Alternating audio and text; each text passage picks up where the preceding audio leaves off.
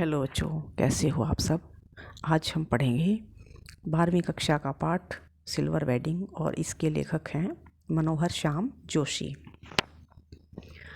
इस पाठ में लेखक ने हमारे परंपरागत विचारों और आधुनिक विचारों के बीच में किस तरह से मेल होना चाहिए और हर व्यक्ति को अपने समय के साथ साथ किस तरह से बदलना चाहिए, यह समाज की भी मांग है और प्रकृति की भी मांग है। क्योंकि प्रकृति, ये पृथ्वी पूरी ही परिवर्तनशील है, समय परिवर्तनशील है। इसी तरह से समाज और हमें भी समय के साथ साथ बदल जाना चाहिए। इस बात पे ज़्यादा जोर दिया है और ये समझाने का प्रयास किया है।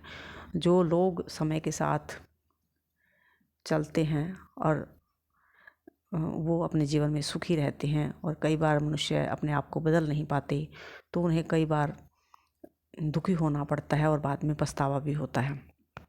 तो इसी बारे में ये बताया है। इस पाठ में जो मुख्य पात्र हैं वो यशोधर बाबू हैं।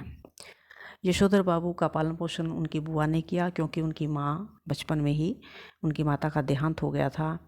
और मैट्रिक की परीक्षा पास करने के बाद यशोधर बाबू दिल्ली आ गए। दिल्ली में उनकी मुलाकात एक किसंदा नाम के व्यक्ति के साथ हुई, जो स्वभाव से बहुत अच्छे थे, और उन्होंने यशोधर बाबू की बहुत सहायता की, रहने का प्रबंध किया, खाने पीने का प्रबंध किया, और अपने ही ऑफिस में उनको नौकरी भी दिलवाई। और इसके साथ साथ वो उनकी शादी नहीं हो रखी थी, वो कुंवारे थे किसंदा बाबू, और बहुत ही उनके जो विचार थे बहुत अच्छे थे, धार्मिक विचारों के व्यक्ति थे। सुबह उठ के घूमना, ईश्वर से प्रार्थना करना, समय पर ऑफिस जाना, समय से ऑफिस आना, बहुत ही ईमानदार। और इन्हीं पद चिन्हों पर यशोधर बाबू भी जा रहे थे। यशोधर बाबू किसंदा को अपना बड़ा भाई मानते थे, गुरु मानते थे, और उन्हीं की जो जीवन शैली को अपने आप पर ढाल रहे थे और चाहते थे कि मैं जीवन में इन्हीं जो नैतिक मूल्यों को, विचारों को अपने जीवन में ज़रूर अपनाऊंगा। तो जैसे ही यशोधर बाबू बड़े होते हैं, उनकी शादी होती है, तो अब उनके परिवार में उनकी पत्नी है, उनके 3 बेटे और 1 बेटी है। उनका परिवार काफ़ी बड़ा है, लेकिन माँ के गुजर जाने के बाद उनका पालन पोषण तो उनकी बुआ ने ही किया, लेकिन उनका परिवार जो है वो जॉइंट फैमिली है, संयुक्त परिवार है। उसमें उनके बड़े भाई हैं, भाभियाँ हैं, घर में उन्हीं की चलती थी। यशोधर बाबू की पत्नी की परिवार में ज़्यादा चलती नहीं थी, और इसलिए उन्होंने अपने दबे और मनोवृत्तियों को, जैसे ही उनके बच्चे बड़े हुए तो उन्होंने उनको अपने स्वप्नों को पूरा करने की पूरी कोशिश की। बच्चों के साथ उन्होंने अपनी विचारधारा को मैच कर लिया, मिला लिया। बच्चों के कहने से ही उनका रहन सहन, पहनावा सब कुछ बदल गया था। यशोधर बाबू के 3 बेटे और 1 बेटी।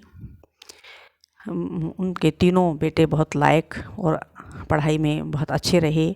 उनका बड़ा लड़का प्रमुख विज्ञापन कंपनी में नौकरी कर रहा था, और जिनकी 1500 रुपये मासिक वेतन था। दूसरा बेटा दूसरी बार आईएएस की परीक्षा की तैयारी कर रहा था, और पिछली बार उन्होंने एलाइड सर्विस की सूची में नाम आने पर भी सर्विस ज्वाइन नहीं किया। तीसरा बेटा स्कॉलरशिप लेकर अमेरिका चला गया, और इसी तरह से उनकी बेटी भी, विवाह के कई प्रस्ताव आ रहे थे, लेकिन उन्होंने उन विवाह के प्रस्तावों को स्वीकार नहीं किया, और अब वह अपनी उच्च शिक्षा को करने के लिए, उच्च शिक्षा प्राप्त करने के लिए अमेरिका जाना चाहती है। यशोधर बाबू बहुत ही अच्छे इंसान हैं, ईमानदार हैं, और एक सामाजिक प्राणी हैं। समाज में लोगों से, रिश्तेदारों से मिलकर रहना चाहते हैं। वो सोचते हैं कि अब मेरे बच्चे लायक हो गए, काम बहुत अच्छा हो गया, लेकिन फिर भी मेरे किसी भी परिवार वाले व्यक्ति की या रिश्तेदार की उपेक्षा नहीं होनी चाहिए, सभी का आदर सम्मान होना चाहिए। और जैसे ही संयुक्त परिवार से उनका अलगाव होता है, वो एकल परिवार में रहने लगते हैं, तो उनकी पत्नी को अपने जो सपने, संयुक्त परिवार में उनके सपने पूरे नहीं हुए, अब वो अपने सपनों को पूरा करना चाहती हैं। अपने ढंग से रहती हैं, बच्चों के ढंग से रहती हैं, पूरे फैशन करती हैं। और उनकी बेटी जींस टॉप पहनती है। यशोधर बाबू की पत्नी विदाउट स्लीव का ब्लाउज़ पहनती है, जो यशोधर बाबू को बिल्कुल भी पसंद नहीं है। और किसंदा ने यशोधर बाबू को अपने ही ऑफिस में नौकरी लगवाया था। तो आज यशोधर बाबू यानी कि यशोधर पंत अपने कार्यालय में सेक्शन ऑफिसर हैं। वे अपने कार्यालय में समय से जाते हैं और सही समय पर आते हैं। और अपने उनके अधीनस्थ कर्मचारी भी, जैसे वो समय के बहुत पाबंद है, पंक्चुअल हैं, तो उनके अधीनस्थ जो कर्मचारी हैं वो भी समय की अनुपालना करते हैं, उनके साथ सहयोग करते हैं।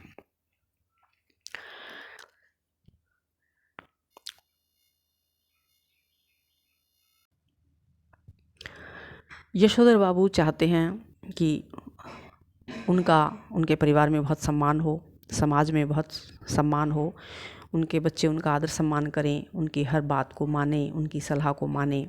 जिस तरह से वो अपने गुरु भाई की मानते थे, किशंदा की मानते थे, उसी तरह से उनके बच्चे भी उन्हीं की बातों का अनुसरण करें।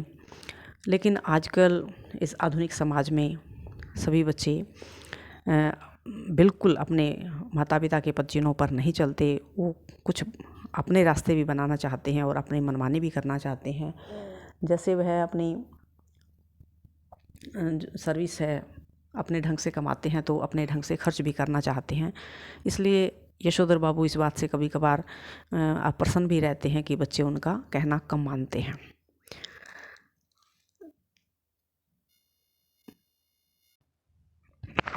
यशोधर बाबू पैसे के मामले में थोड़े से टाइट हैं, बहुत थोड़े से क्या, बहुत टाइट हैं। उनका हाथ खर्च करने में नहीं जाता। और इसी वो कंजूस, इसलिए उनको कंजूस भी कहते हैं। तो यशोधर बाबू एक दिन जैसे ही ऑफिस में बैठे हुए थे और 5:25 हो गए थे, तो उनके जो सहकर्मी हैं उनके आसपास आकर बैठ गए और जाने के लिए कहने लगे कि अब जाने का समय हो गया है। तो यशोधर बाबू अपनी घड़ी की तरफ देखते हैं और कहते हैं कि अभी समय नहीं हुआ है। तो उनमें से एक अभी जो नया लड़का अभी उसने ज्वाइन किया है, ऑफिस ज्वाइन किया है, चड्ढा, तो वो यशोधर बाबू की तरफ मजाक के मूड में बोलता है कि सर, आपके साथ आपकी घड़ी भी पुरानी हो गई है और इसे बदलकर नई डिजिटल घड़ी खरीद लीजिएगा। तो इसी तरह से बातें करते करते उनको पता चला कि आज यशोधर बाबू की शादी की 25वीं सालगिरह है। और बातों ही बातों में उन्होंने पार्टी की मांग की। पार्टी के लिए यशोधर बाबू ने उनको केवल 30 रुपये ही दिए, जिसमें केवल चाय और बिस्किट ही आ सकते थे। तो इस तरह से पता चलता है कि उनका हाथ काफ़ी टाइट था, वो कंजूस व्यक्ति थे। और इसके साथ जैसे ही वो ऑफिस से घर जाते थे हमेशा की तरह, तो कुछ ज़रूरत का सामान, सब्जी वगैरह लेकर जाते थे। तो आज भी यशोधर बाबू ऐसे ही जा रहे थे।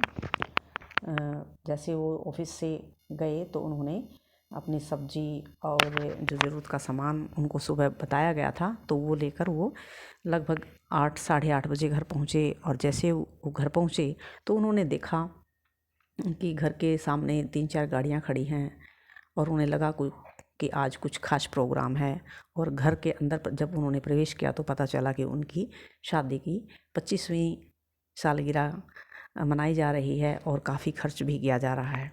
और पार्टी में जब उन्होंने देखा, क्योंकि वो अपने ऑफिस में सिर्फ 30 रुपये की पार्टी ही देकर आए थे, तो जैसे ही उन्होंने घर पर आकर देखा कि बहुत कुछ खर्चा हो रहा है, यहाँ पर इस 25वीं वर्षगांठ पर केक काटा जा रहा है और 3-4 तरह की मिठाइयाँ, नमकीन, फल, कोल्ड ड्रिंक, चाय आदि अच्छे अच्छे पदार्थ हैं।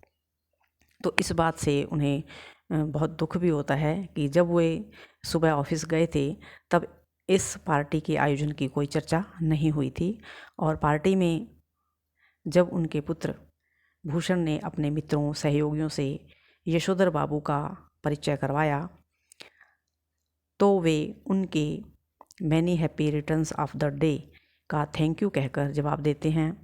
जिन लोगों का नाम पहले बता दिया गया हो उनकी और YD Pant home ministry Bhushan father कहकर स्वयं हाथ बढ़ाते हैं।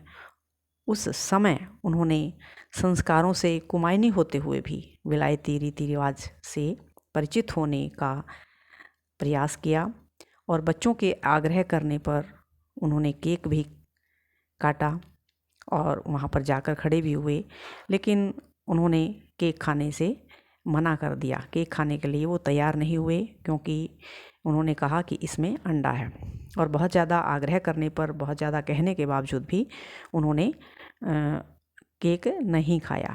फिर उन्होंने अभी संध्या करनी थी, तो इसलिए उन्होंने संध्या करनी है यह बात कहकर मेहमानों से विदा ली और अपने कमरे में चले गए।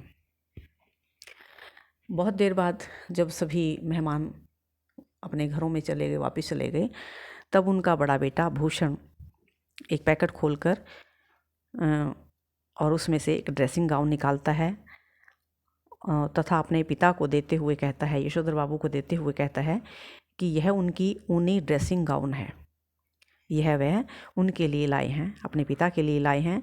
और जब वे सवेरे दूध लेने के लिए जाते हैं यशोधर बाबू, तो ये गाउन ही पहनकर जाना है, जो पुराना पुलोवर है अब उसको छोड़ दीजिए, उसको अब दूध जब आप लेने जाते हैं तो ये मत पहना कीजिए।